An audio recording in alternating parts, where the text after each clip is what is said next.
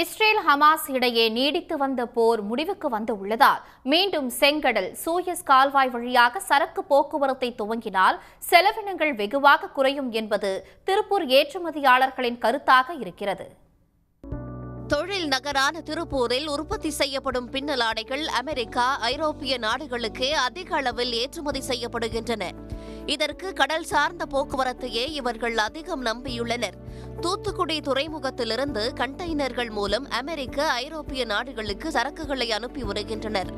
ஆனால் Israel Hamas இடையே நீடித்த போர் காரணமாக ஆப்பிரிக்கா வழியாக சுற்றிச் செல்ல வேண்டியிருப்பதால் உற்பத்தி செலவு அதிகமாவதுடன் கால விரயமும் ஏற்படுவதாக திருப்பூர் ஏற்றுமதியாளர்கள் கவலை தெரிவிக்கிறார்கள். 7-8 மாதங்களாக பார்த்தீங்கன்னு சொன்னா அந்த காசா பகுதியில் ஏற்பட்ட அந்த நெருக்கடியான சூழ்நிலையில சரக்கு போக்குவரத்து மிக கடுமையாக பாதிக்கப்பட்டது. அது கேப் ஆஃப் குட் ஹோப் வழியாக சரக்குகள் சென்று கொண்டிருந்தது. இதனால் நாங்கள் என்னென்ன பின்னடைவுகளை சந்தித்தோம் என்றால் 10 முதல் 15 நாட்கள் பயணிக்கக்கூடிய தூரம் அப்படின்றது அப்படிங்கிறது அதிகரிச்சது. அது இல்லாமல் ஃப்ளைட் சார்ஜஸ் என்று சொல்லக்கூடிய கப்பல் போக்குவரத்திற்கான அந்த கட்டணங்கள் கடுமையாக உயர்ந்தது. ஈரான் ஆதரவு படைகளான இஸ்புல்லா அமைப்பினர் செங்கடலிலும், ஹவுதி படையினர் ஏமன் வளைகுடா கடல் பகுதியிலும் கப்பல்கள் மீது தாக்குதல் நடத்தியும் சிறைபிடித்தும் வந்தனர். இதனால் முன்னணி நிறுவனங்கள் செங்கடல் மற்றும் சூயஸ் கால்வாய் வழியாக சரக்கு கப்பல் போக்குவரத்தை நிறுத்திவிட்டன. இந்நிலையில் 1.5 ஆண்டுகளுக்கும் மேலாக நீடித்து வந்த போர் முடிவுக்கு வந்துள்ளதால் மீண்டும் செங்கடல் சூயஸ் கால்வாய் வழியாக சரக்கு போக்குவரத்தை தொடங்க வேண்டும் என்பது இவர்களது கோரிக்கை.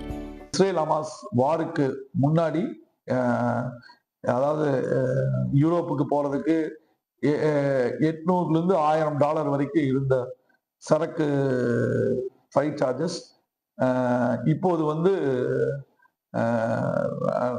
3200 வரைக்கும் இருக்கு. அது கணிசமா குறைஞ்சா பெரிய எக்ஸ்போர்ட்டுக்கு அது பெரிய பேருதவியா இருக்கும். எங்களுடைய பேர்டன் குறையும். ஸோ நாங்களும் காம்படிட்டிவா இருக்க முடியும். ஸோ இந்த போர் நிறுத்தம் நிரந்தரமாக நீடிக்கும் என்று நம்புகிறோம். நடப்பு நிதியாண்டில் மட்டும் 40,000 கோடி ரூபாய் வரை ஏற்றுமதி இருக்கும் என்று நம்பிக்கை தெரிவிக்கும் திருப்பூர் ஏற்றுமதியாளர்கள் அதற்கு செங்கடல் சூயஸ் கால்வாய் வழியாக சரக்கு போக்குவரத்து தொடங்க வேண்டும் என்பது இவர்களது ஆதங்கமாக இருக்கிறது. சன் செய்திகளுக்காக திருப்பூரிலிருந்து செய்தியாளர் பி. ராமசாமி. உடனுக்குடன் செய்திகளை தெரிந்து கொள்ள சன் நியூஸ் பெல் ஐகானை கிளிக் பண்ணுங்க.